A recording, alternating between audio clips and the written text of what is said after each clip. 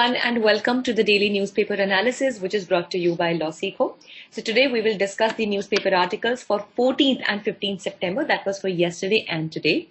So we have 4 articles for our discussion. So we will definitely, discuss them in detail. The first article is from the Indian Express. The title of this article is T+1 settlement, how it works and how it will help the investors. So basically, what is the scheme of T+1 settlement? So what do we know about it, and how will it actually help the investors in various share markets, etc.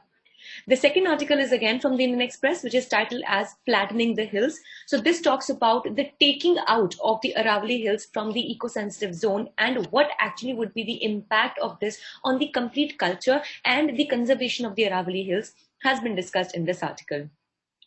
The third one is reaping the early harvest.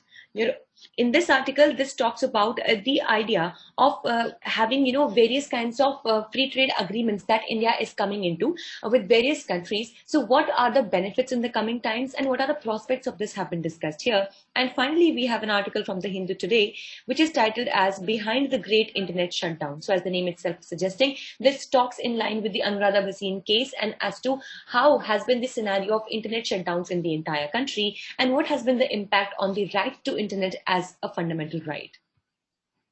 This newspaper analysis is brought to you by me. My name is Sheva Khan. I am a law graduate and I had completed my law degree from Uttaranchal University in the year 2019.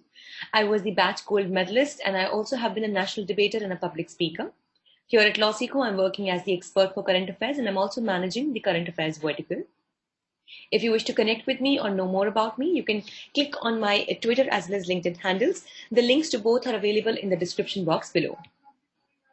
Let's see what is the multiple choice question. The Aravalli range runs across through the states of, your options are Gujarat, Rajasthan, Punjab and Delhi. Option B, Madhya Pradesh, Rajasthan, Haryana and Delhi. Option C, Gujarat, Rajasthan, Haryana and Delhi. Or option 4th, Gujarat, Rajasthan, Uttar Pradesh and Delhi. Be careful while you choose your answer and you can put it down in the comment section below. This is a descriptive question for the day. Are internet shutdowns healthy for India?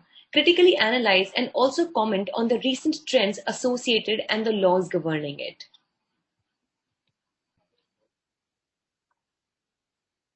So let's quickly start our discussion with the first article of the day, which talks about T+1 system. So let's first understand as to why is this into news.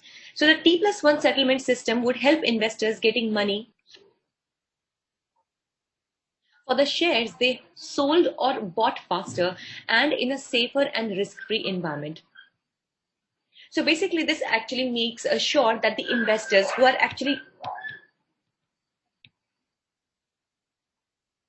and to make sure that whenever they have sold or bought the shares in a faster pace, so that basically is safer for them and has the most possible risk-free environment that can be given.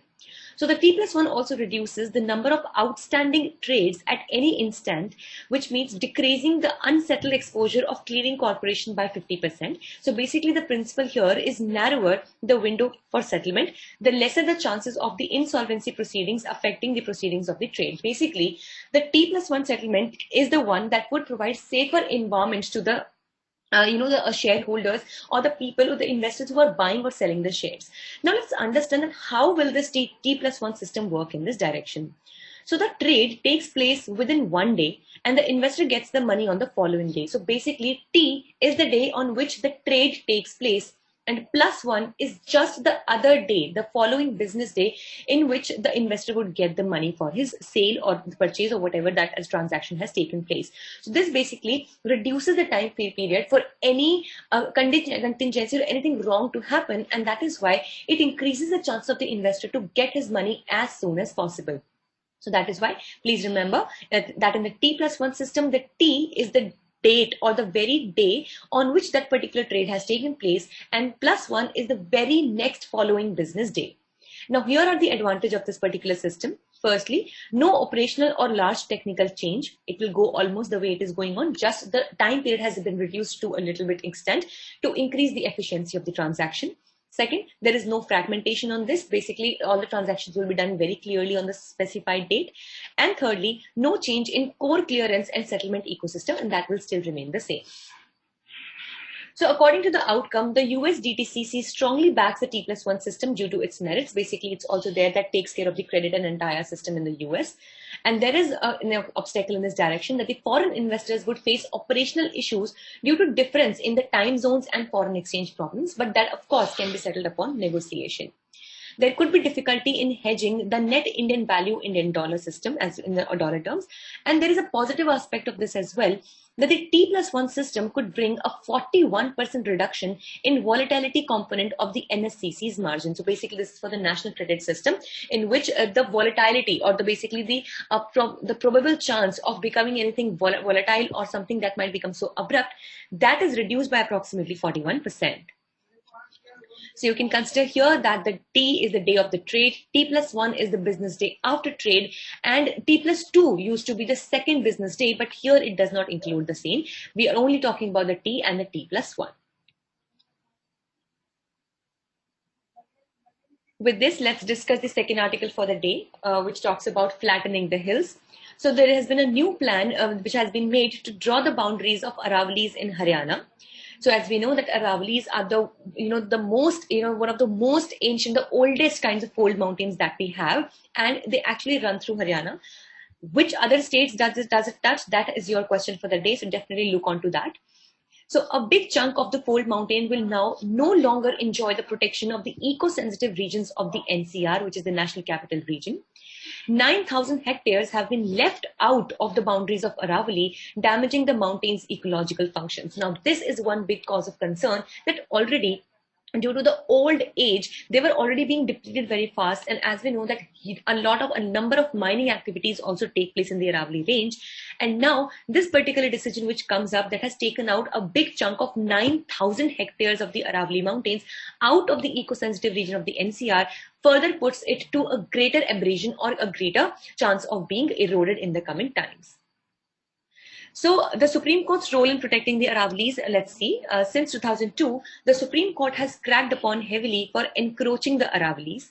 So no mining operations are to be conducted, including real estate projects. But yes, this is one thing that we need to understand, that there are still a lot of illegal activities of mining also that are still continuing on the Aravalli range, and that definitely needs to be curbed by the law. And it was still noted by the Supreme Court in 2018 that the hills had lost a quarter of itself owing to illegal flattening, as we were just discussing. So let's understand that what can be the immediate call to the actions. The local authorities need to realize that this will benefit the residents of the state for sure, because definitely it will help in protecting their culture, their environment as well. Then the obstacle that we can see in this area is the resulting effect is a combination of socio-economic issues and administrative failures as well, because many times the administration is not able to implement the proper, implement the regulations, the rules in a proper manner. The ecological advantages are not properly appreciated by the locals, and definitely not unless the locals become much aware about the entire situation, it is very difficult to curb the flattening of the hills. Also, there is increasing pollution along with the groundwater stress, whose main source is the Aravalli. And that is why we need to consider the ecological importance that the Aravalli search and the kind of degradation that they are going through. And we, at all the levels, be it at the individual level, the society, administrative, as well as the state and government level, we should all come forward to save these mountains.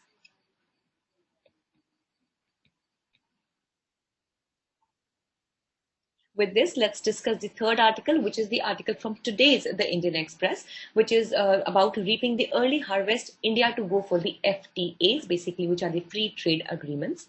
So India definitely is eager to negotiate the free trade agreements with various countries like the United Kingdom, US, Canada, Australia, and the European Union.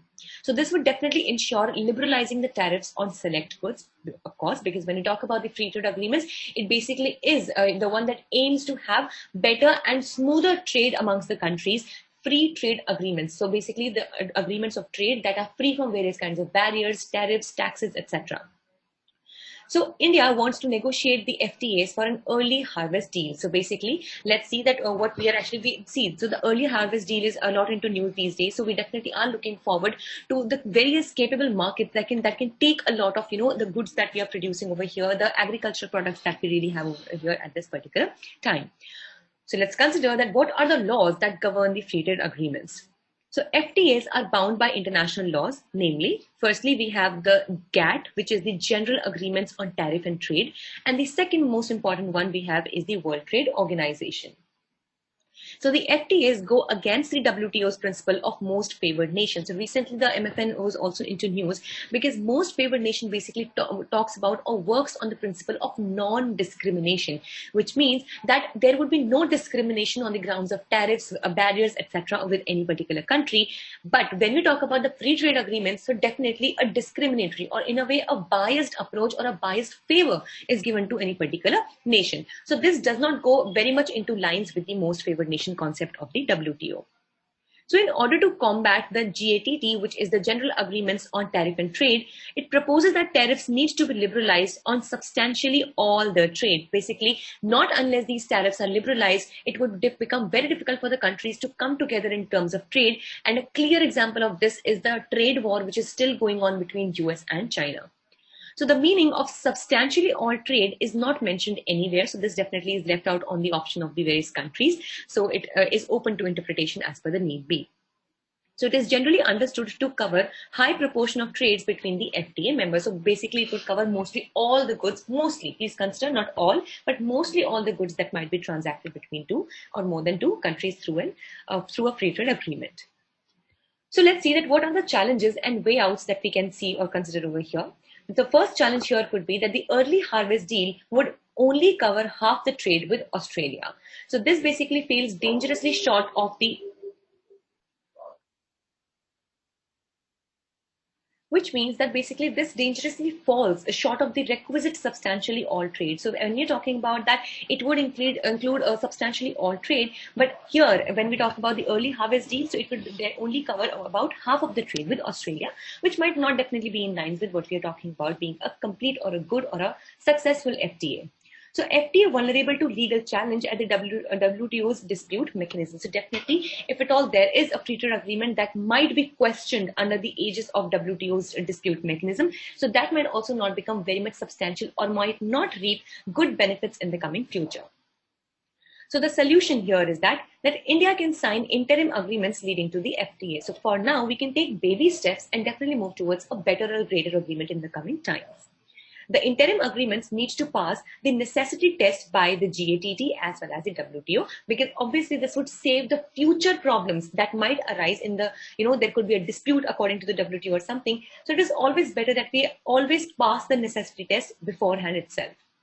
So the interim agreement is to include a plan to form an FTA within a reasonable amount of time, and the WTO members also need to be notified seeking prior approval for the grant of interim agreement. So definitely if these things are taken care of, so it might be made sure that the FTAs would not fall short of any kind of legal compliance in the coming times.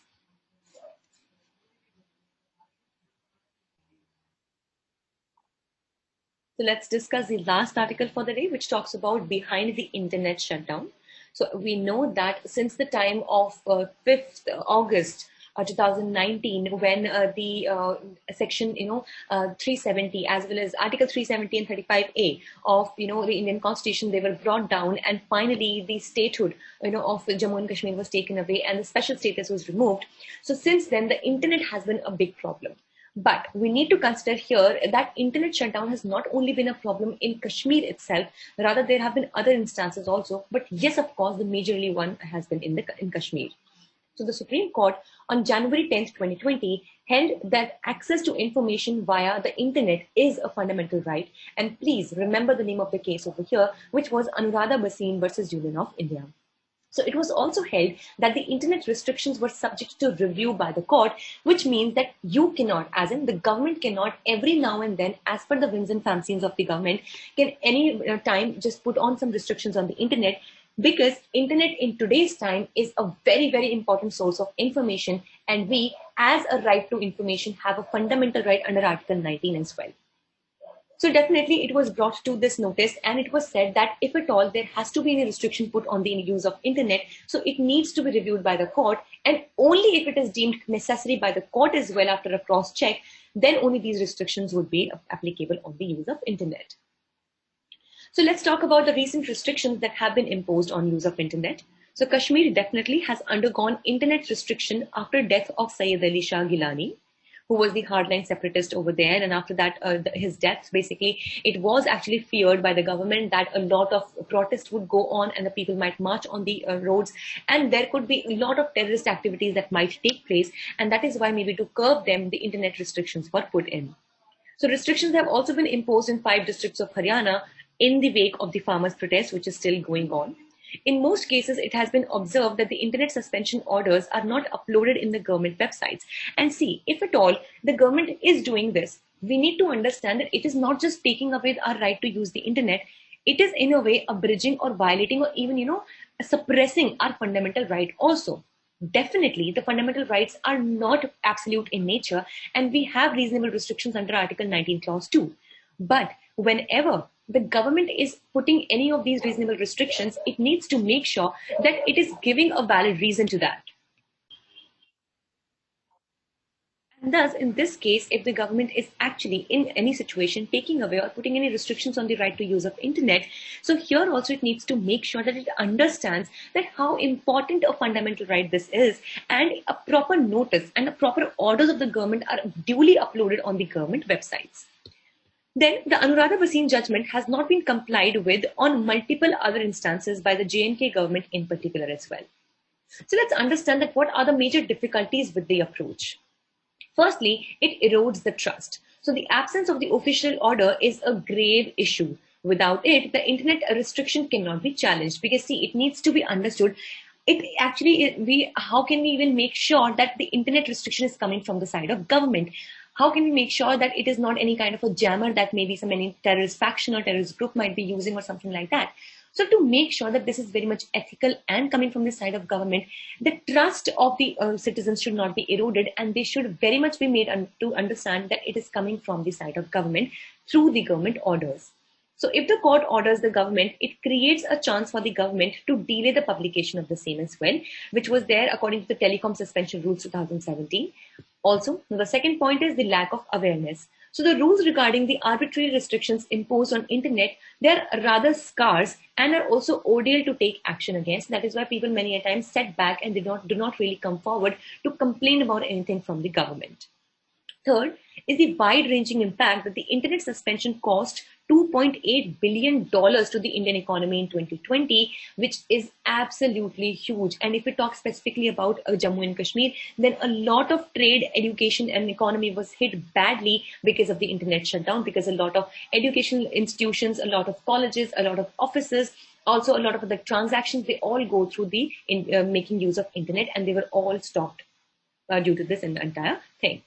So there are other harms also, like economic, psychological, social, journalistic, because now internet has not only become a source of, basic use, but also entertainment, recreation, etc., that outweighs any speculative benefits. So the internet ban is a measure for emergency and not stifle democratic voice. So definitely only in the grave situations should the government consider to take away this right of internet use, and unless there is no situation like that, so the government should make sure that we as citizens are provided our fundamental rights to use of internet. So that was all for the day. We hope it was a good and informative session for you all. Thank you so much for staying tuned with Law Seekho, and do not forget to catch the podcast discussion of this analysis on Spotify, Google, Anchor, as well as Apple Podcasts. Also, if you wish to download the PDF of today's slides, you can join our Telegram channel. The link is available in the description box below, or you can simply scan the QR code that you can see on your screens right now. Also, amongst our various Instagram channels, we have a new edition that is for Law Seekho Finance, along with Judiciary, CLAT, and UGC Net. So if you're preparing for any of these exams, definitely make sure that you are following this as well. Thank you so much.